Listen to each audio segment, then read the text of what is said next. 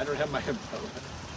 Good morning, everybody! Morning, everybody! We're Tom and Kelly of the Tom and Kelly Show, Extension Master Gardeners with Olmsted County, working the volunteer program this morning. And what are we talking about? Wait, where are we? We're at Slattery Park, and No, we're not. We're at Silver Lake Park. Oh my gosh! You're so dorky. Oh my gosh! We're at Silver Lake. Yeah, we're at Silver Lake Three Links Park. This very famous, awesome playground that was put in the mid-90s that my kids grew up with. Used to chase my daughter here all the time. But we're looking out back on the beautiful Silver Creek here as it flows into Silver Lake, and we are here to talk about what? We're going to talk about this thing called Mow May. Mow May. Oh my gosh, has that turned into this controversial thing or what? Oh my God, it's like, something about like the dandelions aren't good food, and everything from like, I'm not mowing. But how about low mow spring?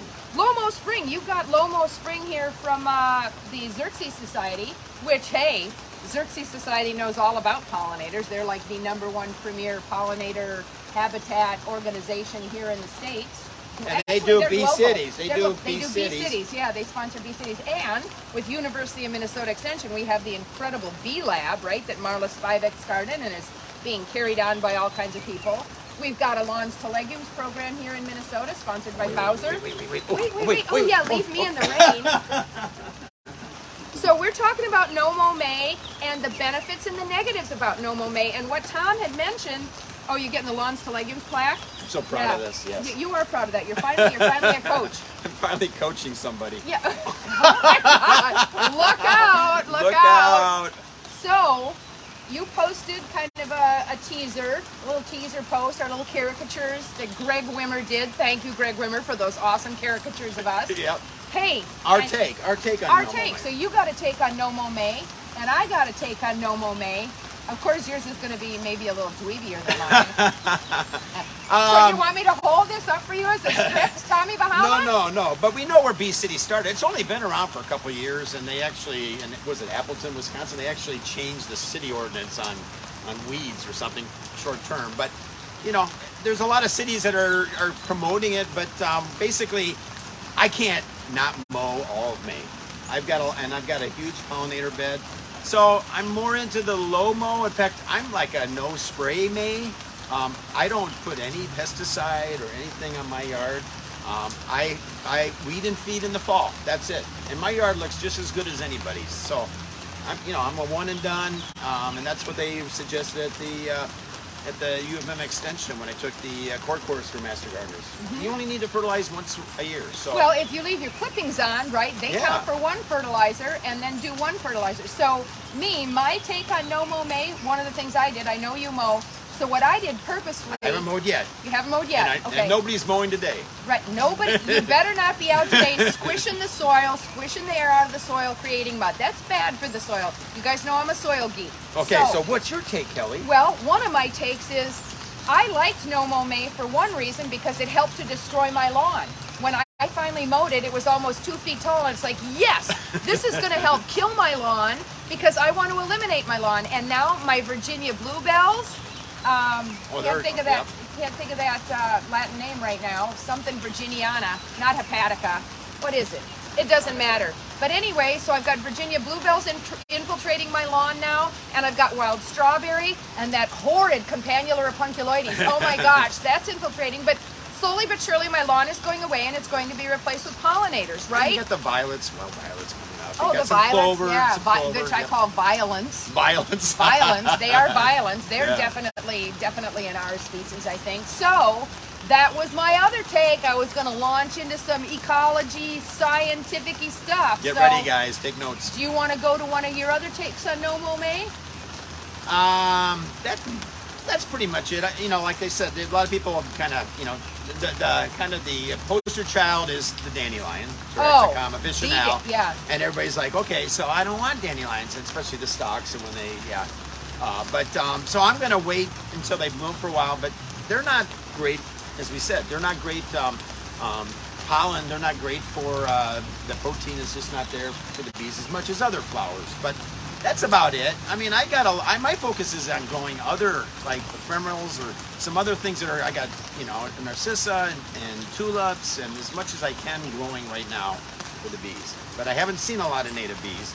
And that's the issue. The native bees. The native bees. That are ground dwelling. Most of them solo, right? Queens. Right. And those are the ones that are just coming out. Right. And mowing doesn't harm the ground bees. They're several inches, 2, 3, 4, 6 inches under the ground. Mowing doesn't harm them. So don't think that mowing will harm them. It's the habitat that they need. There should be some bare dirt spaces for these ground nesting bees to access. That's where they overwinter. The detritus that you leave, don't be too soon to clean up. Oh my gosh, poster child for not cleaning up. Detritus. I had to look that one up. Detritus? Yeah. Detritus. Oh my God. Yeah, can't even get into my yard. I've been so busy. But so I'm going to launch into my little scientific Here we go. thing. I'm ready. About R and K, R and K species. So R species, the R comes from the rate of reproduction, the rate at which a plant reaches maturity. And what is maturity? You know. What? Seeds. Seeds. Plants reach maturity when they can reproduce. Kind of like adults, kind of like whales, kind of like great horned owls. Any species, it's about reproduction, right, folks? So when a seed matures, and if it's viable, and it disperses, and then it germinates, and oh my gosh, then it reaches maturity again, bam, bam, bam, that is considered R species. That higher rate of reproduction in any given environment, that's where the R comes from. Dandelions, winning, boy, you get one of them in your yard, and it's like you let one of those things go into blow it into the air. Oh my gosh, I always freak out. It's like, what a fun activity. Don't do it. And the neighbors get mad at each other. And the neighbors get mad at each other. Yeah. So I was freaking out 2 years ago when Mow May started. My lawn's getting super tall. I'm out there plucking all the heads off before they go to seed and throwing them in the trash can, which is what Olmsted County advises you to do with weeds. Don't drop it at the compost site. Probably don't compost it unless you got a really hot composter that's going to kill those weeds and remove pathogens 140 degrees or above, right? So those R species are kind of bad. Let's talk buckthorn. Boy, quintessential R species. Most of us know how it's kind of decimated our natural woodlands. So then we got K species. K comes from capacity in German. This is where you talk German. Capacity, what? What? Sprechen, what? Sprechen Capacity. Sie Deutsch? No. Yeah, no? Okay, so the K species comes from a German word for capacity. K species are like us. We don't reproduce very often, at least not at the rate of rabbits, mice, dandelions, Canadian bull thistle, those things that rapid rate of reproduction. But the carrying capacity for humans on this planet, we all know we're approaching 8 billion. We got water issues in the West for agriculture. We got folks living in countries that are being threatened by rising water levels that don't have a place to go to, right? The carrying capacity for certain species is limited by their environment. Dandelions aren't limited by anything. They grow in sidewalks, they'll grow on a windowsill, you can find them in the gutters on your roof. I mean, our species just kind of, they find a home anywhere. So there's some cool qualities about dandelions though too, right? A huge field of dandelions, like nothing but dandelions. Oh my gosh, those tap roots, holy cow, have they taken care of aerating the soil? I think you set a record, right? You got a new record here. With yeah, with the 33.5 incher? Yeah, that was kind of cool. They can go that deep, yeah. Yeah, so, those tap roots are good. The seeds aren't so good. If you're doing Mow May and you let all your dandelions go to seed, what do you think your neighbors with the pristine lawn are going to do down the street? Well, they're probably not going to be liking you much, so that opens it up to a conversation, some collaboration, but they're probably going to be whipping out the 2,4-D and the chemicals. They will definitely be doing that. So that doesn't help, right? If you're causing others to get upset, to take on something that would harm our environment, that's not good.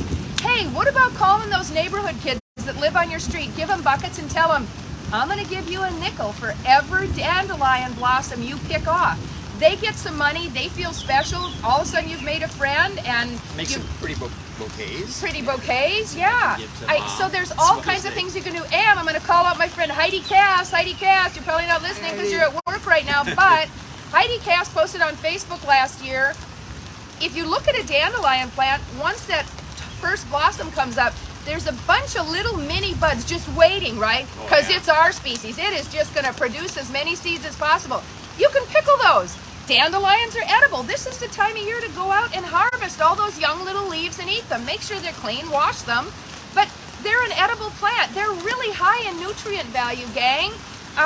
So they're And not don't all believe- bad. And don't believe you can mow those down because dandelions will just continue to be They're- low. yeah. We'll say that, yeah. You'll They're mow, a perennial, lowered. I know. perennial weed. That taproot lives forever. The first year, though, they don't produce blossoms. They just send out that little rosette. So if you can minimize the seeds, get out there and pull them after they bloom. Leave the bloom there for that protein content of the pollen. Watch it for a couple days. Learn with your kids about the life cycle of a dandelion blossom, right? And then go pick them before they go to seed. Throw them in your trash can, and hey, You no still Mow want to May. get rid of. They are perennial, so if you really want to get You gotta dig rid of them out. one, you got to get rid of the root. But Yep. so that's is that my little is that your- scientific RK selected species little you know, talk there. She didn't tell me about this, so the R and K, yeah. So we'll get that. But awesome. So hopefully this has been some help for you. No Mow May, I think, just strikes a discussion, and that's what we want. We want a Right, discussion on right. what's going on with our pollinators, what's going on with our habitat.